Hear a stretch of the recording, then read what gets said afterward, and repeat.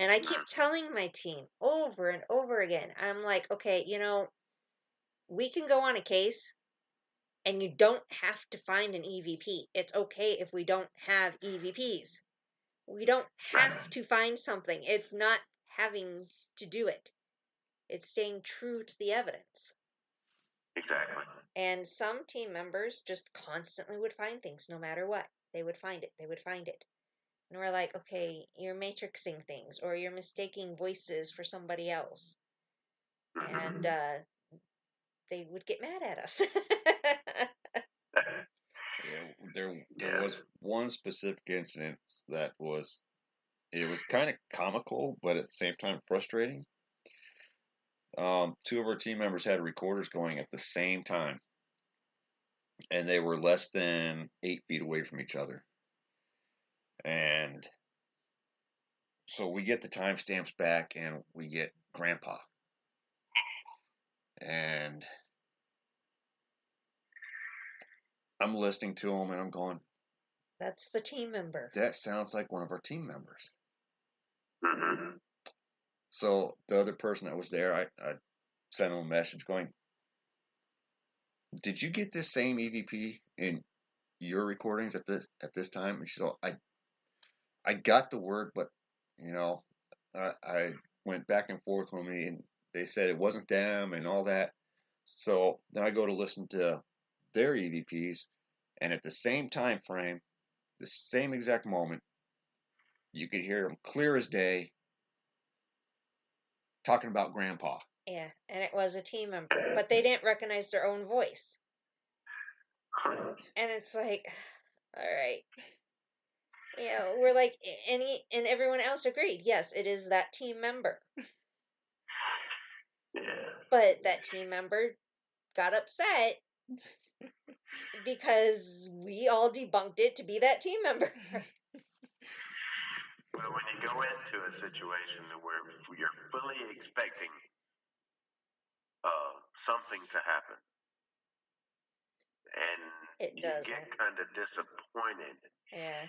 you're sitting there listening, and then all of a sudden your brain goes, "Wait a minute, there is something there," Mm-hmm. and it's matrixing bad. I mean, Mm-hmm. had a couple of our guys do that, but the thing that pisses me off is when you have someone, you're in a situation where there's a child and the people are having issues, the the energy and all of our sensors and everything was going off while the child was up running around, and as soon as the child went to sleep, everything stopped. And that was something that we couldn't explain. But our research, one of our investigators, or it was an investigator in training, immediately wanted to call it demonic and start calling it out. I'm like, no, and we're all the way in Opelika. I mean, that's 2.5, 3 hours away from where we are now. All right. I sent him home. He said, well, I rode with Zach. I said, Zach, you can go home too. And, I'm just not putting up with it. And he says, we won't do that anymore. I said, one word, then you're going home. But they're not part of our group anymore. I mean, and they're great guys. I'm not trying to knock that, but they just got caught up with paranormal shows. And one of them, when I was interviewing them, I asked, I said, "So what made you want to get in the paranormal field?" He said, "Well, we were watching Ghost Adventures." And I said, "Oh, I know. Whenever anyone brings up Ghost Adventures, I'm like, wrong show, wrong show. No. yeah." I said, "Guys, we don't do anything like Ghost Adventures, never will. So just forget that crap." No. But But unfortunately, some people just stick with that. Or some people, like I said, they want that so bad that they're matrixing. Because there's certain sounds that you can hear that will matrix and sound like a word. yes, So that's stuff you have to look, for. And, like I said, we pound our team on, it's okay if we do a case and we get nothing. It's fine. Sure. It doesn't have to be every time we go into somewhere. Oh, look, we got evidence. It doesn't have to be that way. It doesn't. Right. Because if we're finding evidence every time we go into a place, that starts asking, I start asking myself, okay, what are we doing? Because not Sure. every place is going to have that. And we literally changed our motto a couple months ago that we are looking to prove that ghosts don't exist. Right. Because with that attitude, we're going to get a lot more picky on our evidence. Mm-hmm. And, I want them to study what can cause EVPs besides ghost. What sounds can create, what sounds like words, or what can do this or that to matrix whatever. So we are truly turning it upside down and going in with the attitude of they don't exist. Right. That's a good approach. And I've been trying to teach some of the folks on our team that when you're listening to EVPs, um, it wouldn't hurt to kind of buddy up whenever you're doing the EVPs because okay, I was with this person. Mm-hmm. Did this person have a cold? Because you sit there, you're hearing a baby cry. Well, what it is whenever they're breathing in, they're making a high pitched noise with their nose, All right. and because they, Infamous whistle. Yeah.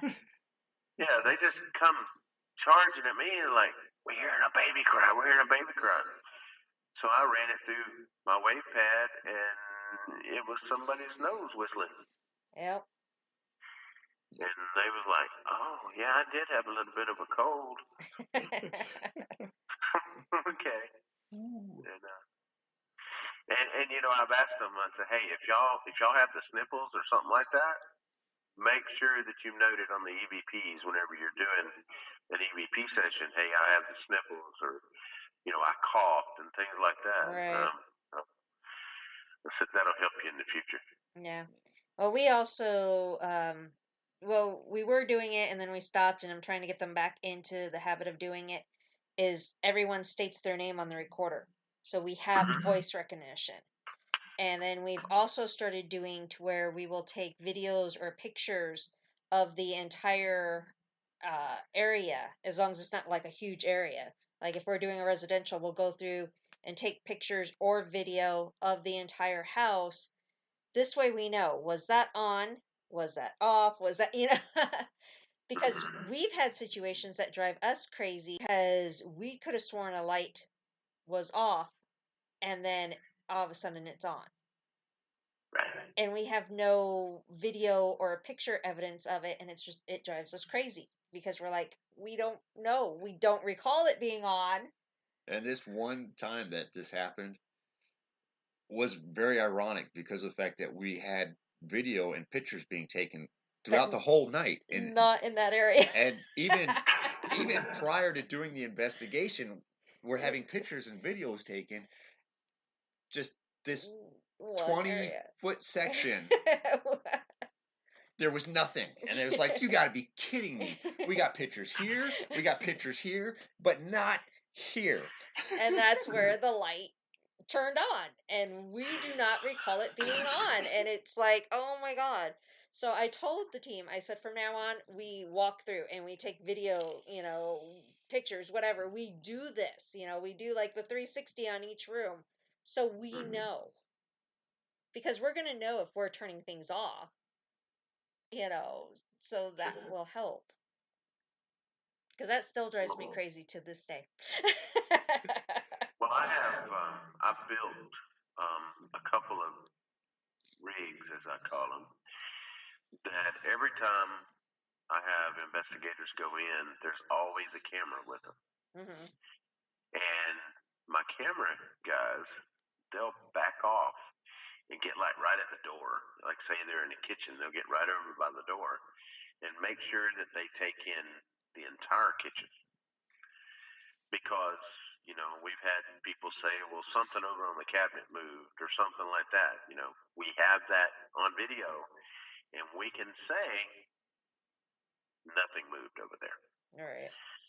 And that type of thing. So that was something, I agree with what you're saying, going in, taking still shots and video of the surroundings and area and the full investigation.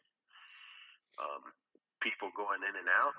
I have a stationary camera because when we set up, there's only one way in, one way out. All right. We won't let them go out another door. Unless, of course, there's some sort of emergency. But I always set up a camera that can tell who's going in and out. All right. Yeah, we always tell our team to try to stay in front of the cameras. This way we know who's in what room and where they're at. And, Right. we can keep track of them if they're, in camera view. Yeah. So. Well, guess what, buddy? We're pushing the 2-hour mark. 2 o'clock? I It's see 2 that. o'clock? What? It's 2 o'clock somewhere. Isn't it supposed to be 5 o'clock somewhere? Hell, it's drinking time anytime. 1,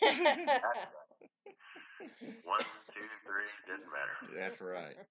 Well, guys, I've enjoyed it. Yeah, we've had fun too, and we miss talking to you weekly. So, we definitely got to work on that. And we'll talk off air about, the different shows and doing all that, what we were talking about earlier. So, yeah, we will definitely talk to you soon, and we really appreciate you coming on. It's been a joy, and we love you, Stan. Always. Right, so I love you guys too, and I miss you. I'm moving the show to Thursday, and I'm like, yeah, I used to do Mysteries Explained on Thursday. My mission when I got off work, my wife, she said, well, can we stop and get a bite to eat? Yeah, let's make it on the go. I got to go do the show, and she used to get yelled at me sometimes. That's okay. I had to. It was some of the easiest times of the week, and so I really, really enjoyed doing it. And if I can help you guys produce whatever you need, you just let me know. All right. Well, we will definitely be hitting you up later, Stan. So thank you so much. And throw out your network for everyone. It is the W.E.B.B Radio Network. It's on Spreaker.com, just like you guys. And, anybody wants to, y'all just go to Spreaker and put in the W.E.B.B Radio Network and we'll pop up. And, of course, Wiregrass Haunts will be moving to Thursday. Y'all come and listen in. We got a good group coming in. So, also, hopefully, you'll hear some Mysteries Explained on the W.E.B.B Radio Network, too. So, yeah. y'all tune in. We will definitely, We'll definitely do the cross piggybacking and. Yeah. Yeah, absolutely. All right. Well, thank you so much, Stan. You have a wonderful night. Y'all too, and keep in touch. We will. Always. You too. All right. Later on, guys. All right, later. Well, everyone, that basically wraps up our show tonight. I loved having Stan on. We have a lot of the same views, and it was nice being able to talk to that. It's nice hearing that other teams agree with how we do things too. Yeah.